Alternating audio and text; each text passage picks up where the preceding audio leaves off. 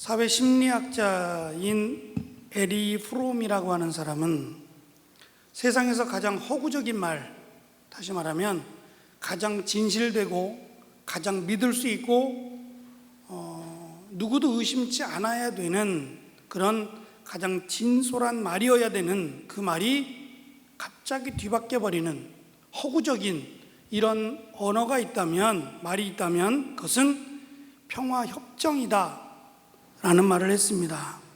왜냐하면 기원전 1500년부터 1860년까지 약 3000년이 넘는 기간 동안에 평화협정이 8000건이 넘는다고 합니다. 그러니까 굉장히 많은 평화협정이 맺어졌는데 이 평화협정이 2년도 채 가지 않고 쉽게 무너져 버린 겁니다. 이렇게 무너져 버릴 평화협정을 왜 그렇게 수시로, 왜 그렇게 맺어야 했느냐고 묻는다면 전쟁이 싫기 때문입니다. 죽음이라고 하는 덧없이 죽는 전쟁이 너무 싫어서 믿을 수는 없지만, 그 종이 한 장을 믿고 살아갈 수는 없지만 평화협정을 맺을 수밖에 없다라는 말을 했습니다. 우리는 지금 자유민주주의 국가에 살고 있습니다. 여러분은 마음껏 자유를 누리고 있습니까? 내가 자유롭다, 나는 자유 가운데 살고 있다 라고 생각하십니까? 이 자유라고 하는 단어를 국어사전에서 찾아봤더니 이렇게 기록이 되어 있더라고요. 외부적인 구속이나 무엇에 얽매이지 아니하고 자기 마음대로 할 수 있는 것, 그것이 자유랍니다. 그럴까요? 그것은 내 마음대로라고 표현하고 있지만 사실은 규정된 법을 벗어나는 것은 자유가 아니고 방종입니다. 파란색에 신호등이 켜졌을 때 지나가야지 빨간색일 때 지나가면 내 마음대로다, 그것은 아닙니다. 내가 하고 싶은 대로 내 마음대로 하는 것을 자유라고 말할 수는 없습니다. 다른 사람에게 피해를 주거나 오히려 해가 되는 일은 자유가 아닌 방종이 되죠. 바울은 2절에서 죄와 사망의 법이라고 하는 끔찍한 말을 썼습니다. 이것은 율법에 대한 말입니다. 하나님께서 이스라엘 백성들에게 주신 율법이 죄 그리고 사망으로 된 법이라는 말을 합니다. 법이라는 것은 지키도록 만들어진 겁니다. 이것을 어길 시에는 이 어긴 것에 대한 대가를 반드시 치러야 합니다. 심지어 눈이 범죄하면 눈을 뽑아야 하고요, 손이 범죄하면 그 손을 자르기까지 해야 되는, 어쩌면 생명을 생명으로 갚아야 되는, 지킬 수 없는, 지켜야 하는, 반드시 지켜야 되는 법이 율법이었습니다. 그런데 이 율법이, 바울이 말할 때 이렇게 말하는 겁니다. 이 율법이, 하나님이 주신 율법이 결국은 무엇이 죄인지를 밝히는 것, 무엇이 죄인가를 밝히는 것, 그리고 결국은 이 율법 때문에 내가 사망에 이르렀다라고 말입니다. 유대인들은 그렇게 생각하지 않았습니다. 율법을 철저하게 지키면 나는 구원받을 수 있다. 그래서 가능하면 율법을 지키도록 노력을 했습니다. 철저하게 지키도록 노력을 해왔는데, 바울 자신도 그래 왔는데 바울은 예수 그리스도를 믿음으로 거꾸로 말합니다. 율법은 죄와 사망의 법이라고 말입니다. 그러니 결국 율법을 지키면 지킬수록 나는 더 얽매여져 가는 겁니다. 숨막히도록 이 율법에 치여서 얽매이도록 살아가게 돼 있다. 바울은 자신이 유대인으로 율법을 철저하게 지키며 살아왔던 자신이 그렇게 말을 하는 겁니다. 그러면서 바울은 이제 예수 그리스도를 믿음으로 해방되었다, 자유함을 얻었다라고 말합니다. 우리가 사용하는 여러 가지 언어, 단어 가운데 어쩌면 가장 많이 사용되는 단어가 자유입니다. 자유시대, 자유여행, 하여튼 자유가 들어간 단어가 굉장히 많더라고요. 우리는 억압된 나라가 아닙니다. 그런데 왜 이렇게 자유에 대한 갈망이 많지요? 특히 젊은이들에게 있어서 이 자유에 대한 기대나 자유에 대한 열망이 굉장히 많습니다. 아마 스트레스를 많이 받고 있고 하고자 하는 것들에 대해 닫혀져 있기 때문에 아마 그러지 않나라는 생각은 들지만, 떠난다고 해서 내 마음대로 살아간다 그래서 그게 자유냐? 그러지 못합니다. 일하기 싫어. 그리고 직장에 사표를 던지고 내 마음대로 살아갈 거야 라고 말하면 그것을 자유라고 말하는 사람은 없습니다. 그러니까 자유라는 것도 내가 지켜야 될, 내가 해야 될 일을 하면서 그 이외의 시간 가운데 아마 누리는 것을 말할 것입니다. 율법은 이스라엘 백성들이 거룩하게 살아가도록, 죄를 짓지 않고 살아가도록 도와주는 겁니다. 도와주는 것이지 거룩하게 만들어주지는 못한다는 겁니다. 그러니까 율법을 철저하게 지켜도 거룩해지지는 않는 겁니다. 그렇다면 바울이 지금 말하고자 하는 것은 죄와 사망의 법인 율법, 이 율법이 결국은 우리를 올가매었고 우리를 더 힘들게 만들었다, 이 얘기를 하고 싶었다면 결론적으로는 성령의 생명의 법이라고 하는 반대되는 것을 지금 말하고 싶었던 겁니다. 이것은 복음입니다. 과거 바울은 예수 그리스도, 나사렛 출신인 예수라고 하는 사람이 우리의 죄를 대신하여 십자가에 달려 죽고 부활했다, 이걸 믿지 않았습니다. 믿지 않은 정도가 아니라 이 말을 하는 사람들을 그냥 놔두는 것이 하나님께는 죄가 된다고 여겼어요. 그래서 다 잡아가두도록, 다 제거하는 것을 어쩌면 인생의 목적으로 삼고 다메섹까지 치고 올라갑니다. 이들을 다 이 땅에서 쫓아내고 없애버리겠다라는 것이 하나님의 뜻인 줄 알았기 때문이죠. 그런데 예수를 믿고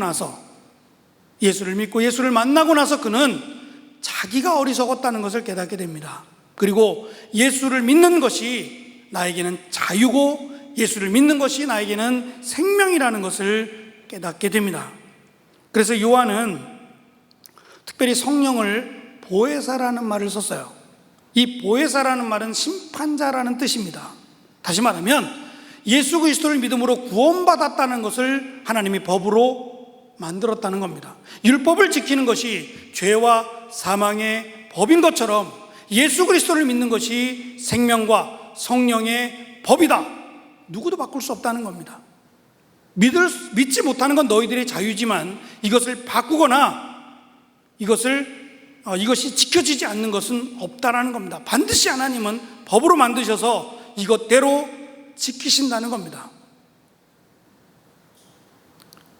더구나 하나님께서는 죄를 사하는 방법, 우리의 죄가 용서받는 방법을 하나님은 피로 하나님은 우리의 죄를 사함받도록 하셨어요. 그래서 제물의 피로, 내 대신 내가 죽는 것이 아니라 제물의 피로 내 죄가 용서받도록 하셨어요. 근데 그것도 잠시입니다. 우리는 다시 죄를 짓지 않는 것이 아니라 또다시 죄를 짓고 살아가기 때문에 그때마다 제물로 그 피로 나를 대신하여 바침으로 용서함을 받았던 거죠. 그래서 결국은 우리는 이대로 가다가는 제물을 대신하여 바침으로, 제물의 피로 대신하여 내 죄가 사함받는 잠시의 사건들이 반복됨을 통해서 구원받을 수 없습니다. 영원히 구원받을 자는 아무도 없다는 겁니다. 그래서 하나님께서 택한 은혜가 긍휼하심이라는 겁니다. 불쌍히 여기신다는 거예요. 우리는 도저히 우리의 힘으로 구원받을 수 없기에 하나님 이대로 내버려두면 모든 인간은 다 죽을 수밖에 없다. 그래서 하나님께서 택한 방법은 긍휼하심을 베푸는 겁니다.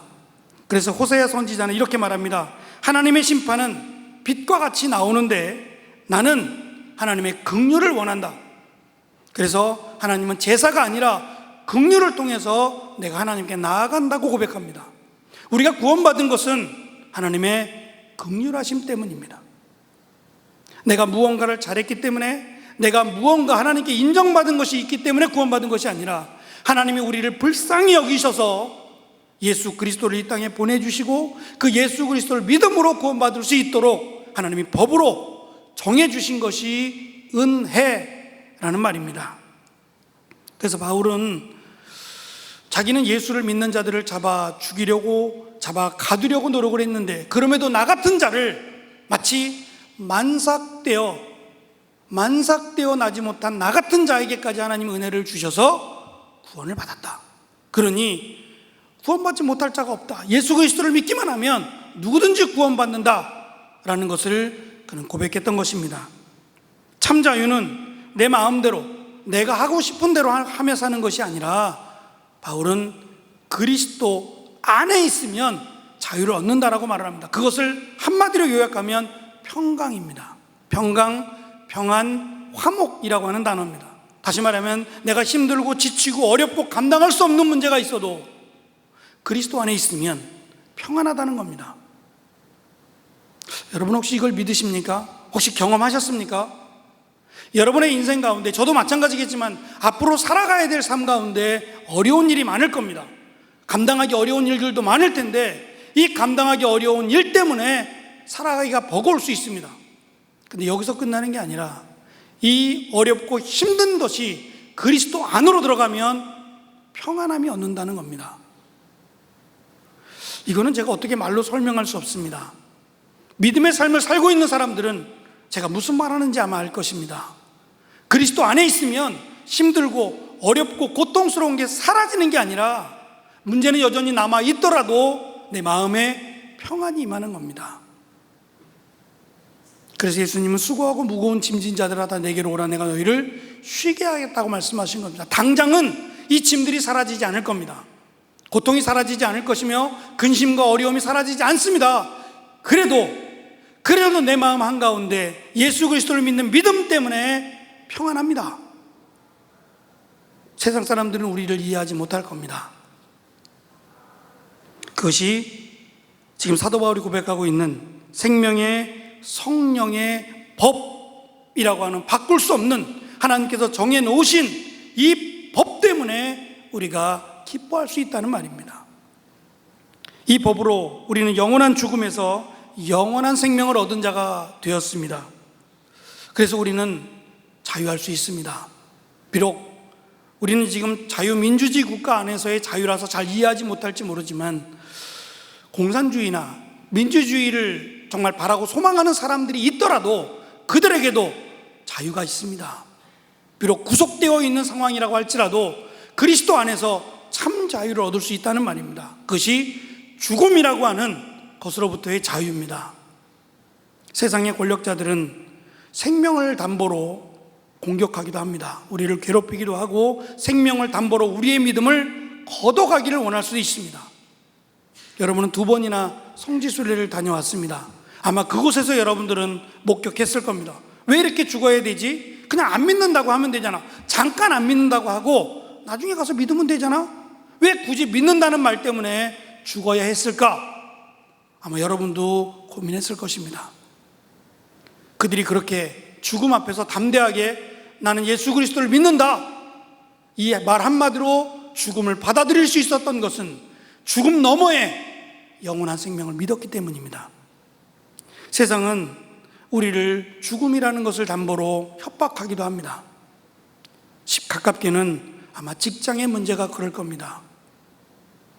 우리가 살아가기 버겁도록, 우리가 연약하도록 만드는 많은 것들 가운데서도 우리가 담대할 수 있는 것은 하나님이 정해놓으신 이 법, 생명과 성령과 생명의 법이 우리가 예수 그리스도를 믿음으로 구원함을 받았다라고 하는 이 법 때문에 우리는 자유할 수 있는 겁니다. 그래서 우리는 힘을 낼 수 있고 두려워하지 않고 살아갈 수 있는 겁니다. 단순히 법 때문이 아니라 이 법을 만드신 하나님이 아까 우리가 형민 형제를 통해서 고백하게 하신, 단순히 이 법이 아니라 우리와 함께 한다고 약속하신 그 하나님의 사랑과 그 하나님의 은혜가 함께 하기 때문입니다. 그래서 비록 우리 안에 또 우리 주변에 널려있는 문제들과 어려움들이 때로 여러분들을 힘들게 하고 고민스럽게 잠도 잘 수 없을 만큼 버겁게 할지 모르겠지만 생명과 성령과 생명의 법, 예수 그리스도를 믿음으로 우리에게 영원한 구원을 허락하신 그 은혜로 인하여 평안함을 누리시고 감사함으로 나아가는 우리 모두가 되기를 간절히 소망합니다. 기도하겠습니다. 주님 감사합니다. 이스라엘 백성들은 하나님께로부터 받은 율법, 이 율법을 지킴으로 구원받는다라고 착각했습니다. 율법은 오히려 우리를 더 힘들게 만들고 율법은 우리를 더 올감해서 우리를 지치게 만든다고 바울은 말합니다. 그리고 예수 그리스도를 믿음으로 생명과 성령과 생명의 법으로 구원받았음을 인하여 자유하라고 우리에게 가르쳐 줍니다. 우리에게 참된 자유는 내 마음대로 할 수 있는 것이 아니라 그리스도 안에서 얻는 평안함입니다. 이 평안함으로 내가 이 땅 살아나가며 기쁘고 감사하게 살아나가도록 하나님 도와주옵소서. 예수님의 이름으로 기도합니다.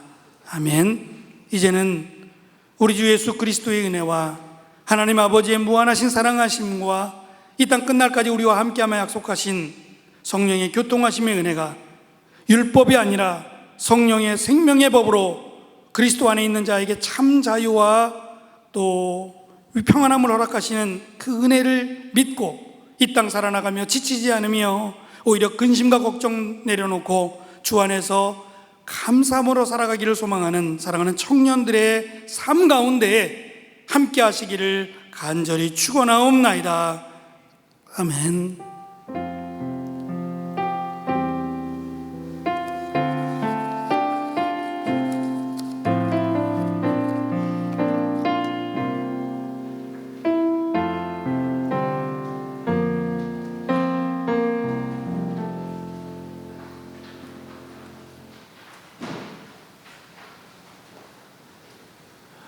네, 지금 바로 특송 연습, 우리 1교구의 날 특송이 있어서 특송 연습 바로 진행하도록 하겠습니다. 그래서 태국 선교팀이랑 우리 5개 사역팀들 있죠. 디클레어, 카이레테, 문필, 테오테, 미랄 팀들은 앞으로 나와주시고요. 그리고 오후 찬양 예배 함께 예배하실 수 있는 분들도 같이 앞으로 나와서 바로 특송 연습 진행하도록 하겠습니다.